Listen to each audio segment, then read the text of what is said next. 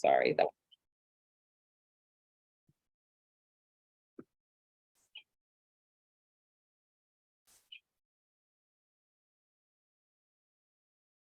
Are my slides back up now? Can you see them? Your slides are back up. You're ready to go. Okay, great.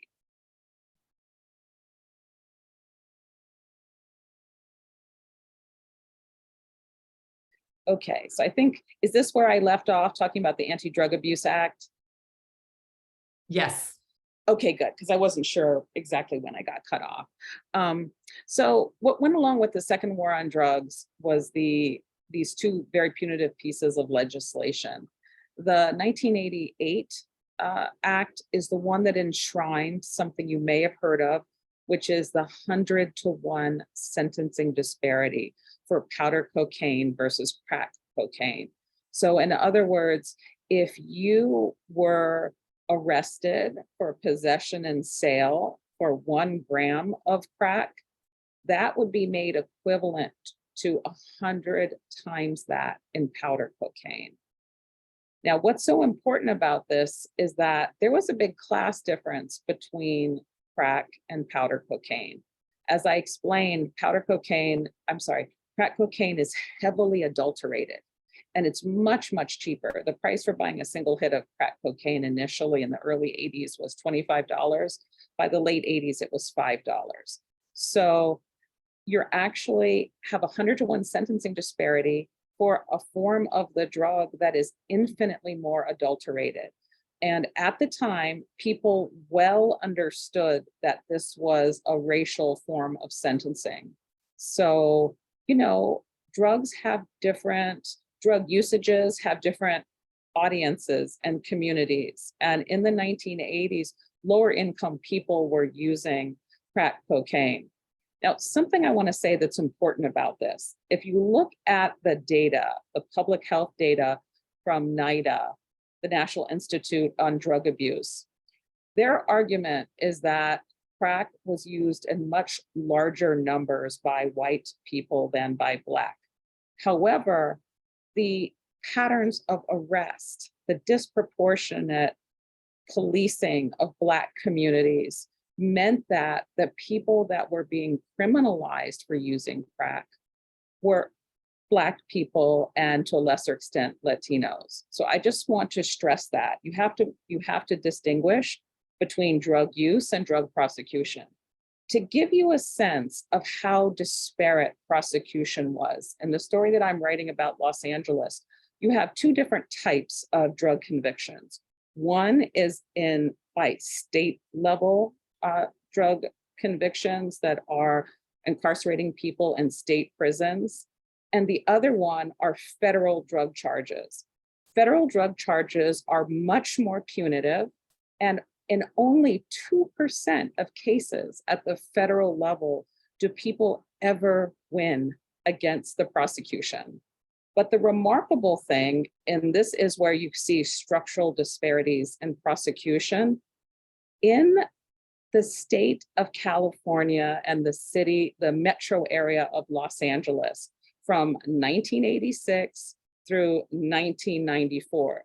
That is from the first Anti-Drug Abuse Act through the Clinton crime bill.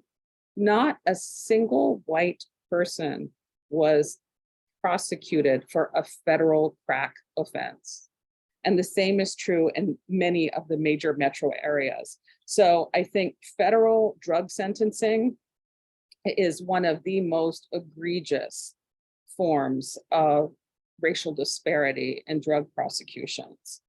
An important thing to know about these prosecutions is that the overwhelming majority of people that were getting convicted were people who were simply consuming drugs. So the language of calling people kingpins and implying that they were responsible for moving large amounts of cocaine was a lie, that the primary people being prosecuted were drug users. One of the very disturbing things about this kind of regime of prosecution, and it's the reason that Michelle Alexander called the system of mass incarceration and the drug war, the new Jim Crow. So in 1964 and 1965, you have the passage of the Civil Rights Act and then the Voting Rights Act in 1965. But if you are convicted on a drug offense, your ability to get jobs and to function the legal economy is almost completely eliminated. In addition, and this happens starting with the second Anti-Drug Abuse Act and then with the Clinton administration, if you have a drug conviction, one, you cannot receive Pell Grants. So, many of the people, drug consumption and drug use is an informal economy, but it's still an economy, which means that I think it should be seen through that same lens of underground or informal economy. But if you are convicted of a drug offense, you are not eligible for Pell Grants. And in many ways, drug selling jobs are very hard jobs. They're dangerous, they're poorly paid, and they most always result in incarceration. So these are the populations that would be most in need of job training and support for education. Number two, if you're convicted of a drug offense, you can no longer live in federal housing. And in many cases, when people are living in intergenerational households, that means that drug charge and conviction means that the entire family would be evicted from public housing and would be ineligible for these forms of social welfare support. This level of punishment and the scale of punishment was unprecedented in American history. And indeed, the United States is the largest incarcerator in the world. 25% of the entire world's prison population is inside the United States, even though we are only 5% of the population total. So one of the very painful things about this is that you essentially have a bipartisan consensus with Republicans and Democrats about the scale of punishment. One of the essays that I have in my book, Assata Taught Me, is about the Clintons' role in the drug war. And it's a story about a young Black Lives Matter protester who approaches Hillary Clinton during a campaign stop in 2016. And she says, I want you and your family to take personal responsibility for the effects of the drug war on Black communities. And what was so interesting about this is that she used the language of personal responsibility, which had been used really to talk about low income and vulnerable populations, looking at them as deviant, calling them the underclass, accusing them of a lack of personal responsibility. So in many ways, I think with the movement of the Black Lives Matter and the last decade and a half, the drug war has been really debated in public. And in fact, Michelle Alexander's book, The New Jim Crow, she got this idea from political organizers in Oakland, California, who were holding up placards at a protest that said, the war on drugs is the new Jim Crow. So the kind of punitive sentencing combined with this complete exclusion from the legal economy and forms of social welfare, and very importantly, the stripping of the right to vote. So the collateral consequences. This is determined at the state level, but in many states, you cannot vote when you're incarcerated. You cannot vote once you're released from jail. And so what that means is millions of people are being shut out of the democratic process and the right to vote. So this kind of law and order rhetoric has been really core to the supporting of such punitive measures. Here I have a picture of both Bill Clinton and Ronald Reagan to remind us that this is not a Democrat or a Republican question. One of the things that we need to reckon with in the war on drugs is why there was such widespread support for it. The numbers are truly devastating. The ultimate outgrowth of the scale of incarceration is that 1 in 4 African-American men experience some form of carceral control. And when we look at the total numbers of people incarcerated for drug offenses, They account for 2/3 of the rise in the federal inmate population from 1985 to 2000, and more than half of state prisoners from the same area. So what this shows you is that the drug war really is the cornerstone of mass incarceration. As I mentioned, the overwhelming number of people that are being incarcerated are there simply for possession, but they're often charged with possession and sale. Only 1 out of 5 convictions were for sales. 4 out of 5 were for possession. That means you're prosecuting people for the use and consumption of an illicit drug. One of the things I want to say about that is that, you know, class and race often determine the ability to prosecute people on drug offenses. Wealthier people are, you know, safe in their houses. They have different forms of acquiring drugs, but it's poor and working class people that really bear the brunt of the drug war. So you have both race and class in operation. So what came along with the drug war in the 1980s was a profound attack on women and a criminalization of maternity itself. I think this New York Times headline says it all. Crack babies, the worst threat is the mom herself. And there was a lot of pseudoscience in the 1980s talking about crack babies as being so profoundly damaged that they would never feel empathy, they would never develop, and that they were capable of enormous amounts of violence. This was the stage for the Black Lives Matter protester challenging Hillary Clinton, because she had a speech that she gave in the 1990s about super predators. So essentially, it was representing children as monstrous. So the use of that, you know, stripping them of any veil of human empathy and compassion was core to this ideology. Right now, I'm writing a piece on the underclass, and that was the phrase that was used to talk about low-income people, the most vulnerable segments of the labor market. And it's just a deep and profoundly genocidal rhetoric to justify this enormous expansion of state power and law and order. Here I have a picture of the Just Say No campaign. I'm curious to hear in question and answer how many of you attended DARE programs. I've met many people that have. But one of the reasons for the scale of prosecution, the rhetoric that was used, was the fear that the alleged drug use of populations of color was going to spill over into the white population. And so it was an idea of containment. So I like this picture of Nancy Reagan. So you have Ronald Reagan, the president, who is really using a paternal, fatherly approach, but filled with genocidal arguments about populations of color. And then you have the counterpart, Nancy Reagan, who talks about her concern about crack babies and the threats that they pose. So those two things were linked together. It was a criminalization of both sale and use. And then it was linked to really an attack on families of vulnerable people.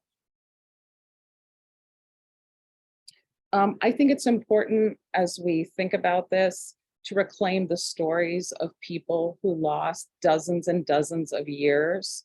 In the 1980s, the prosecution of Black women for drug crimes grew 800% compared to white women. So we often think of mass incarceration as affecting men, but Black women relative to white women had higher percentages of drug prosecution than Black men relative to white men. The woman that we see here was prosecuted and sentenced to a 25-year prison term. And through support and lobbying, she was given a clemency petition. So the longstanding legacy of these kinds of prosecutions was, as Dorothy Roberts has argued, the tearing apart of families, the loss of many, many years of people's lives. And one of the most painful facts of incarceration is that if you are incarcerated, on average, you die 10 years earlier than someone who is not. So this is a really profound effect on people's lives and their families. I'd like to shift now and talk a little bit about the opioid crisis, because I think that in some ways, the references to crack often come up when people are talking about the contemporary opioid crisis, and they affected different populations. They happen, their origins are at the same time, but the opioid crisis has essentially escalated and grown and continues to grow over time. So I want to talk about the opioid crisis to think about how that also helps us understand this history in the 1980s. So the first thing is that, and this is hard to believe, when I was researching it, it was really hard for me to wrap my mind around it. So when we hear the word drug, we often think of illicit drug. So things that are Schedule 1 or Schedule 2, cocaine, meth, bath salts,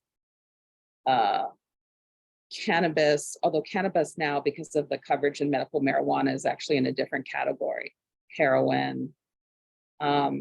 So we often think of illicit drugs, but of course, pharmaceutical drugs and over-the-counter drugs are also drugs. These are psychoactive substances that affect the body and the mind.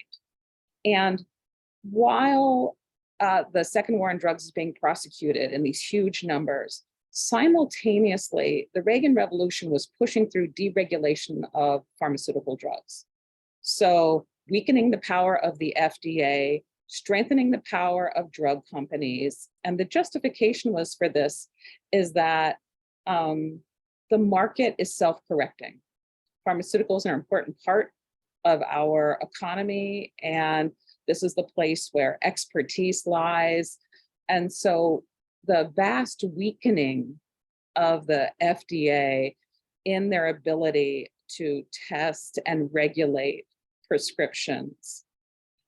This had really catastrophic effects for opioids, because what happened was, it wasn't only Purdue Pharma. I bet a lot of you have seen Dope Sick, which does an amazing job, I think, tracing out this history. But because of human beings' long experience with opioids and with the opium poppy and understanding the ways that it creates deep physical dependence, most countries regulate opioids. But starting in the 1980s, Purdue became the real, they were the ones that came up with the strategy, but many other people replicated it. And the idea was, one, to have a campaign to make pain the fifth vital sign. So the argument was being made by pharmaceutical companies that there's an enormous unmet need, and that is pain. And we are going to engineer these drugs so that not all of the opioids can be absorbed immediately. And therefore, they would prevent addiction, like the kind you see with long-term opioid use or with heroin. So they essentially start funding not-for-profits and hiring doctors, and also, very importantly, aggressive sales reps who were paid on a piecemeal basis. So many of the sales reps that were working for Purdue, Mallinckrodt, and some of these other companies, they were paid for the amount of drugs that they sold. And bonuses could go as high as $250,000 annually, very similar to the way the story is told. So imagine this, at the same time that we're seeing prosecution of crack and all these people being drawn into the state and federal system, we're really opening up the market to pharmaceutical companies. The racial part of this is a little bit complex, but there's always been a long-standing fear of populations of color using drugs. This goes way back in American history, including cocaine in the American South. But white populations were represented as being pristine and being capable of self-control. And so when the drug companies were marketing opioids, they were marketed almost entirely in white areas of the country. That's one of the reasons that the opioid crisis assumes the geographic dimensions that it did. Now it's spread to all different populations, and we're seeing currently higher rates of death among Blacks and Latinos than white populations. But when this starts really in the late 80s and early 90s, exact same period as the Anti-Drug Abuse Act, they use these campaigns focused on white populations. One of the terrible things that they did is that they targeted family medicine doctors because they knew that family people who had general practices weren't well versed in opioids and how to prescribe them properly. And what they were marketing was a radical new drug that won't cause addiction, that will help people with this enormous burden. One of the very painful things about this is areas that historically had higher forms of opioid use were the ones that they concentrated with the new sales reps. Here I have a picture of a CD that the pharmaceutical reps were giving out to people. And you can see this image, you know, older people having fun, swing in the right direction with OxyContin. So this was a true marketing campaign.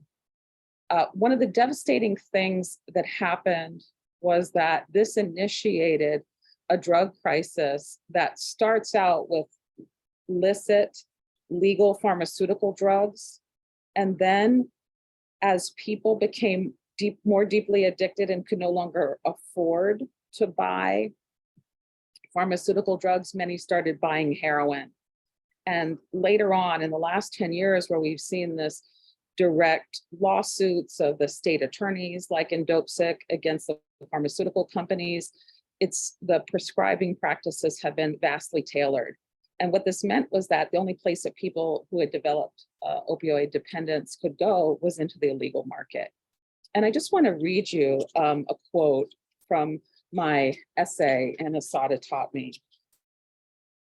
"The origins of the opioid crisis and illicit pharmaceutical markets calls not only for the rethinking of the politics of deregulation, but also an end to the violent racialized war on drugs, still being mobilized." This is written during the Trump administration, "still being mobilized by the Trump administration. In moving testimony before the House Judiciary Committee on Immigration and Border Security, Stanford psychologist and West Virginia native Keith Humphrey spoke directly to this issue in 2018. Quote, "West Virginia is emblematic of where this epidemic is at its most destructive. Rural areas that don't have sanctuary cities, and indeed generally don't have cities at all. Recent immigrants are rare, yet opioid addiction is rampant. That's because opioid epidemic was made in America, not in Mexico or China or any other foreign country. The astonishing increase in providing opioids, which at its apex reached nearly 250 million prescriptions per year, is what started and still maintains our opioid epidemic. Prescription opioids come from American companies and are prescribed by American doctors and overseen by American regulators. Like many crises, our current dilemma also presents opportunities to radically rethink our approaches to both prohibition and provision. In addition to recognizing the role of big pharma, a critical look at the opioid crisis also requires examining the larger environment in which this predatory campaign took place. Structural issues of economic downward mobility, diminished occupational safety and health protections, and the limitation of managed care all contributed. Critically, we must push back against the racist logic that has long underwritten prohibition efforts, while including and even assisting the pharmaceutical industry's attempt to expand its reach. Phantasms, i.e. fantasies, of drug sale and consumption continue to animate deeply felt national narratives, demarcating the line between white and Black, native and foreign, innocent and guilty, medical and recreational, deserving and undeserving, licit and illicit. The Trump administration, like its Democratic and Republican predecessors, drew some of its most destructive symbols of racial animus from the war on drugs repertoire. One of the most important lessons to be learned from viewing the opioid crisis and the drug war through the lens of racial capitalism is that the privileges of whiteness come at great social cost, not only for those excluded from them, but also for those who possess them. As our nation witnesses a significant drop in life expectancy due to high rates of suicide and overdose, an honest reckoning with the true nature of power and culpability in the US has never been more urgent. Thank you.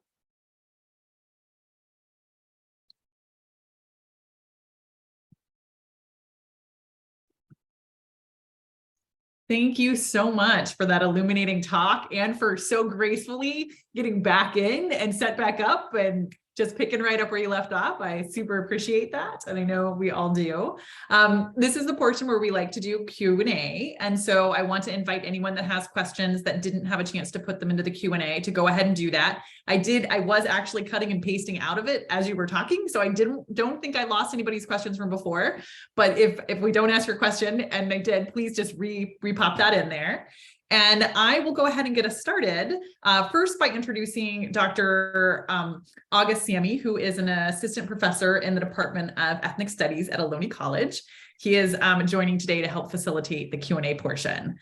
Donna, we always like to sort of start this part of the conversation off with actually asking you about your sources. And I'm super curious about what are your primary sources? Were you doing oral histories? Is this archival research?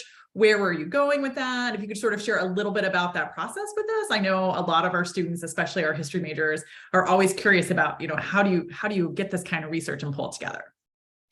Yeah, gosh, I have so many different kinds of sources. I've used congressional testimony, so the story that I was telling you about the Anti-Drug Abuse Act, and also just tracing this history. How did we end up with 100-to-1 sentencing disparity? So a lot of that story is told through congressional testimony and hearings. One of the really fascinating things about the 100-to-1 sentencing disparity is that normally when a piece of legislation is debated in the House, there is a summary. But in this case, there wasn't. That it was pushed through so quickly that a summary was not written up. And so that's the first thing, like the absence of records is also important. There is the $1 Million Hoods Project at UCLA has created an archive that I'm working on as a faculty advisor that has 600,000 documents from the Los Angeles Police Department. So it's going to be the first archive of its type. Something important for people to know is that we live, most of us, in states that have transparency requirements. So like I'm a chapter president at Rutgers, and we're constantly using something called OPRA, which is the state level equivalent to the FOIA, the Freedom of Information Act, which was legislation that was passed in the late 70s after all the anger about Watergate and government corruption to require state agencies to provide and respond to transparency requests. So many police are exempted from these transparency requests. However, I think it's called the California Public Records Act. There was a request by a historian, and the LAPD was required to respond within 30 days. They didn't respond, and the judge sided with the plaintiff, and it was a group of Kelly Lytle Hernandez and Max Felker Cantor. Kelly's at UCLA, Max is at Ball State, but had been a student of Robin Kelly's at USC, and then the ACLU. So you had a group of basically faculty, and the Southern California ACLU is an incredibly important and radical organization. They really led the fight during the drug war, and they were also part of this lawsuit. So I have access to that. I have done some oral histories. There's a wonderful archive called the Southern California Library, SCL, that's in South Central Los Angeles. And they have an amazing collection of records that span, well, really, they span many different periods. The ones that I was using have discovery files from lawsuits that were brought against the LAPD. What other kinds of sources do I have? Because I'm interested in telling a story about race and the war on drugs. So I also have the archive of the Los Angeles newspapers.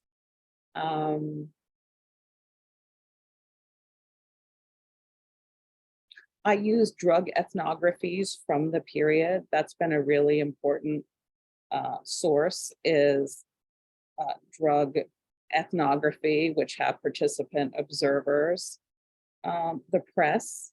You know, a big part of this story, I haven't talked about it at all, but it has a transnational dimension to it. Because my core argument in my new book is that the state criminalizes something that it created the conditions for. So the other half of this story is about the wars in Central America and the Contra War. And it's this that Gary Webb was researching and reporting on in the Bay Area in the 1990s. And there's a whole series of, you have the Gary Webb series Dark Alliance. There was a film made about it called Kill the Messenger with Jeremy Renner. Unfortunately, it was not a particularly good film, but it lays out a few of the basics. Unfortunately, it uses a lot of the racial tropes of the kind that I've talked about today. But because of Gary Webb's reporting, he was piled on by press all over the country. And ultimately, Lawrence Walsh, who is the Inspector General for the CIA, has issues a response and then writes his own autobiography. So the press question for the international piece is also important. All right. I am really excited to read your new book. I'm not going to lie. I can't wait to see you pull all of that together. Thank you for sharing a little bit about your sources. Also, I didn't even know you were working on this LA Police Archive. So I will thank you as a historian in advance for that. And I thank you on behalf of my students. I'm really excited. I mean, it's really, you know, a group of people. And the thing I'm most excited about, and your students will be able to use this archive in the future, is that the $1 Million Hoods, it's called archiving mass incarceration and abolition. And I'm going to Los Angeles tomorrow because we're going to have a community-based process for metadata. So we have this giant archive, and rather than it just being a top-down university provides information, we're working with all these different community groups and organizers and abolitionists on the ground to figure out how to create an archive that will be useful for people and useful for organizing against the state. Nice. I love it. I love it. Thank you. Really fun. And it's collective. That's the thing I like best about it. And we have many of the people working on the archive are system involved. So we have this wonderful group, largely of Black and Brown students at UCLA, many of whom are system involved, working at all different levels from undergraduates to faculty, working on this together. That's so fun. That's so great. It's so nice to have all those different perspectives. Yeah, it's gonna be great. I look forward to using it. I guess you want to ask the next question? Sure. So first off, Dr. Murch, thanks so much. This is really informative. I come from Los Angeles, so I'm familiar with the history, and I have my DARE t-shirt from elementary school. We were always part of that abstinence program that the Reagans put in place. Our next question sort of connects the current political situation in the South with restrictive voting rights with the 1980s. And activists tend to use the term new Jim Crow in relation to the disenfranchisement of Black voters in the South right now. You mentioned that the sort of original new Jim Crow was this disenfranchisement of people of color in the 80s because of incarceration and then not being able to vote afterwards being released. Is it an effective way for students to understand that era as sort of the original Jim Crow, sort of the new Jim Crow era, and then are you able to draw a direct link between what's happening in the 80s with what's happening today? Yeah, thank you for that question. It's such an important one. A couple of things.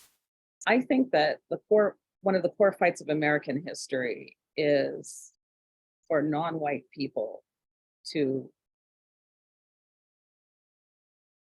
gain access to the full rights of citizenship.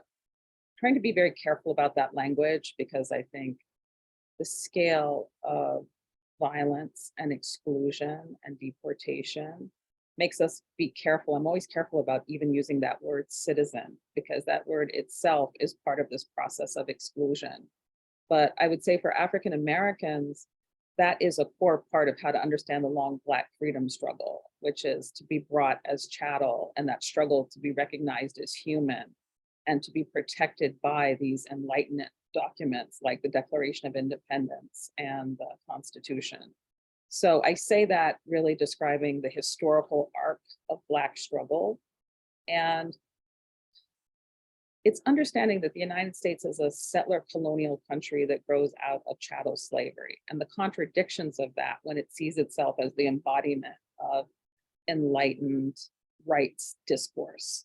So what I would say is to link the collateral consequences, that's the language that people use to talk about it, the stripping of the right to vote with what's happening then and now, is I see them as part of the same question, which is denying people the right to participate in a democracy in which the control of the state is very important. Now, I'm a leftist who writes about the Panthers.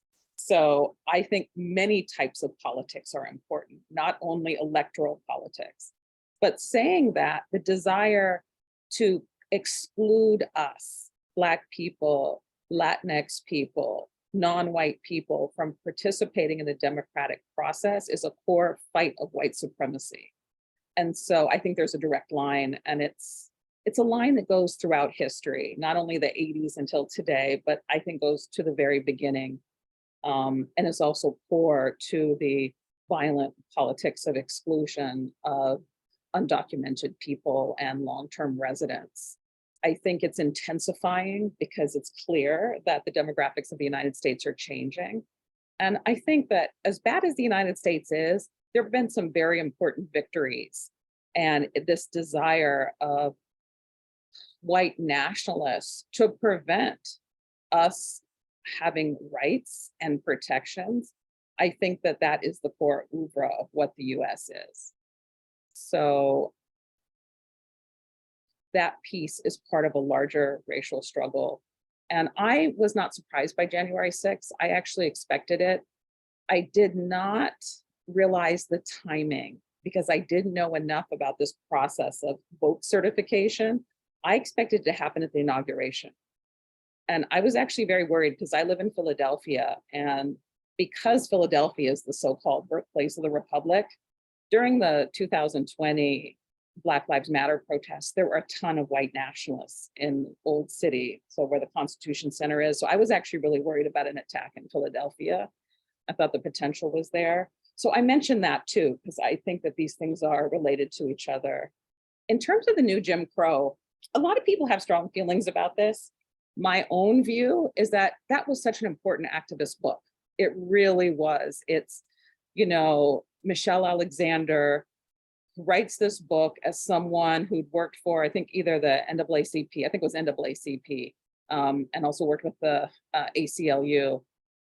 She herself, her husband was a prosecutor. She went through a whole transformation that started with seeing this anti-drug war protests.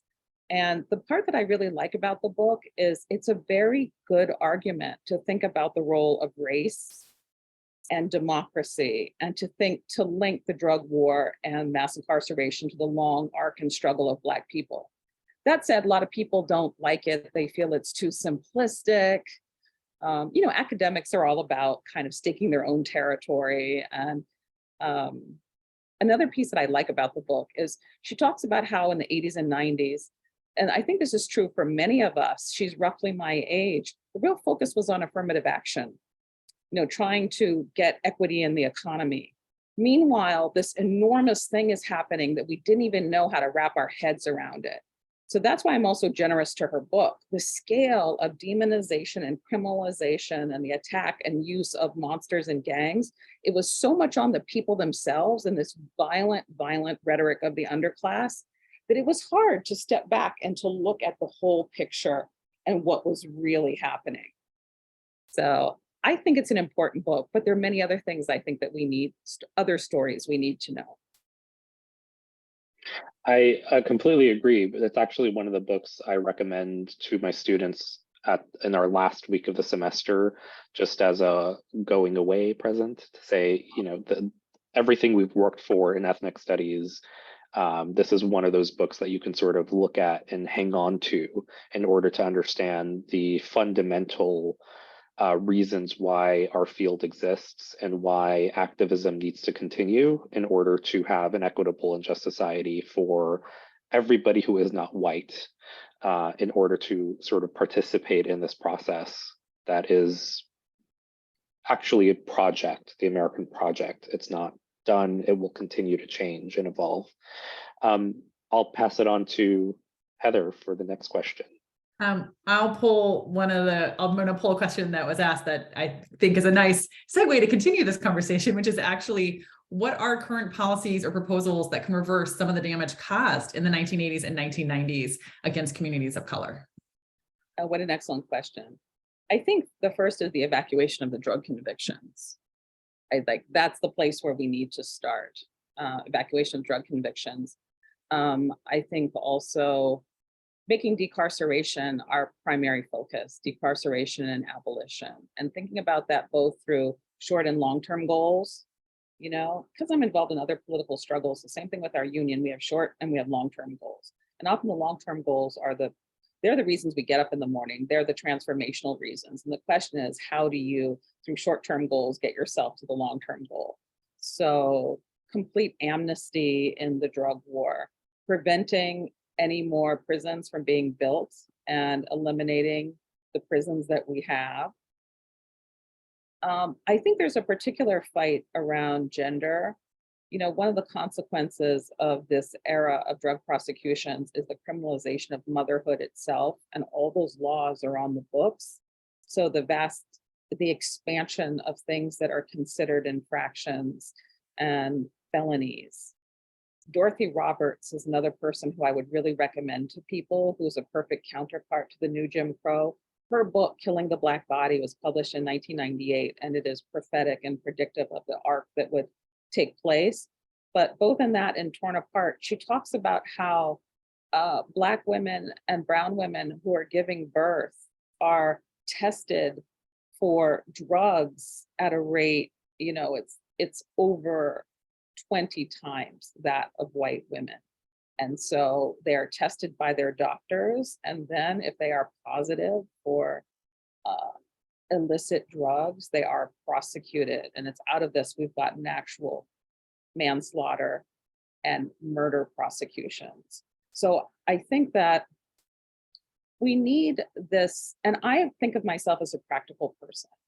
We need at the fight to elect progressive prosecutors to start this process of stripping out of the law and also shrinking the size and the power of prosecutors. That's one practical, a short-term goal that we need. But the crucial goal is to organize and through mass protest and mobilization. So keeping pressure on the state while at the same time figuring out those short-term goals. I started supporting the Working Families Party many years ago in New York, because what they did is they were able to elect a prosecutor in Albany who evacuated the Rockefeller drug laws.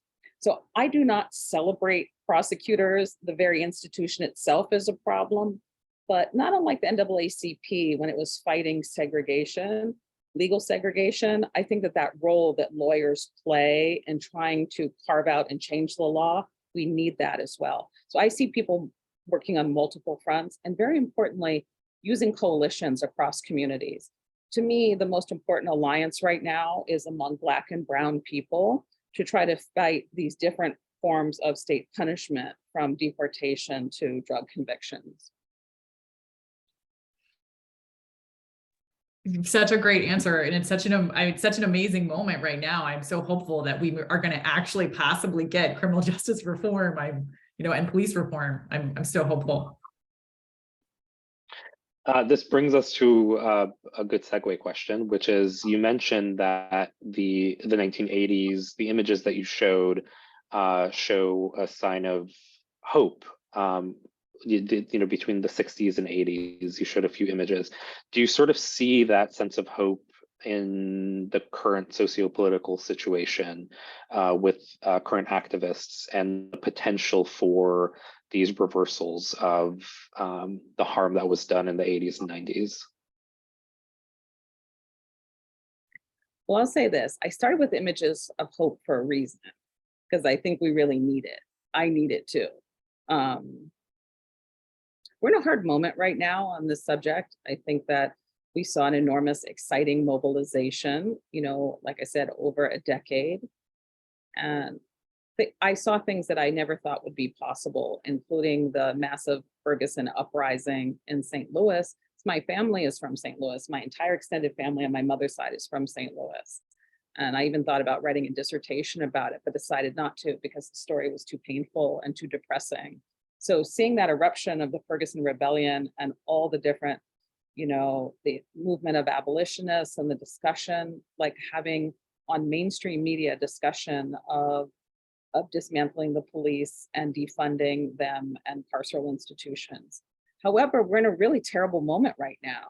Naomi Merkawa's recent work talking about where we are. We are having, again, enormous subsidies from the Democratic Party, the federal government being given to local law enforcement.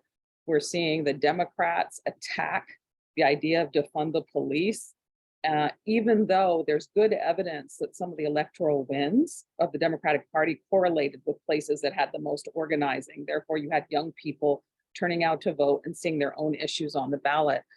But one of the most terrible things about criminal injustice is that they seem to benefit in times of plenty when there's support, but also in times of opposition as a justification of expanding their funding. So I think this moment is a very, very hard moment.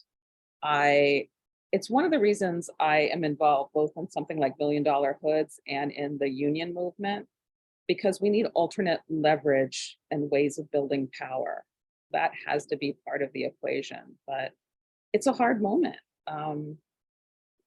I feel like it reminds me, there's this beautiful film called Hearts and Minds.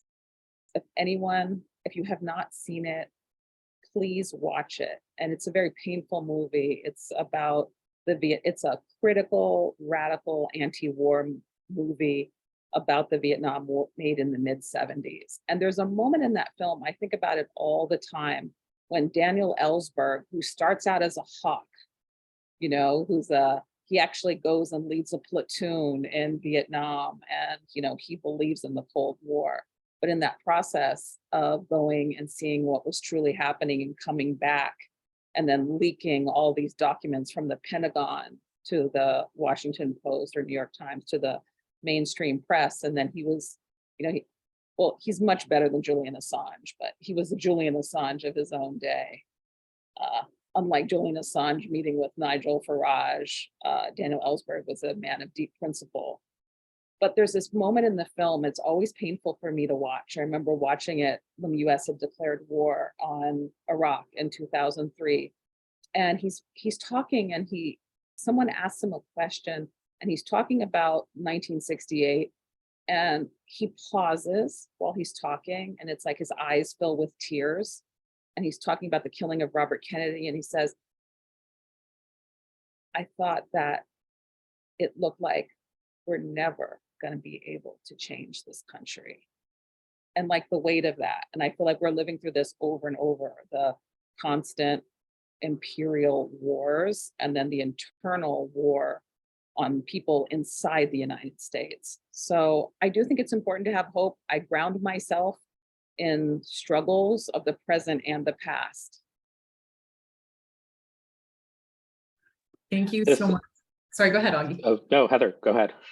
I was actually going to say thank you so much for that. And unfortunately, we're actually coming up at the end of our time. And so I have to stop this awesome discussion. And it was so fantastic to have you. And I feel like that was kind of a nice way to go out as a reminder to ground yourself in the struggles of today and to think beyond just singular movement, but the way they all piece together to really make those. I like that idea of levers to really push for change. And I think that's a great kind of inspiring closing message. So thank you. I just want to say thank you to all of you for arranging my visit, and thank all of the students and faculty for coming. It's just, community colleges have been such an important part of my own history and research. And so I'm honored to be with you. It was wonderful to have you. I want to thank everyone for coming and Ben for coming back when we had some technical difficulties. And I'm going to share screen really quickly so that I can promote our next event. We're very excited to be hosting Mark Levine, and he'll be giving his talk on We'll Play Till We Die, and it'll be revolutionary music from the Muslim world.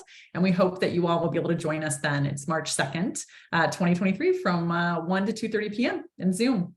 Thank you all and have a wonderful day.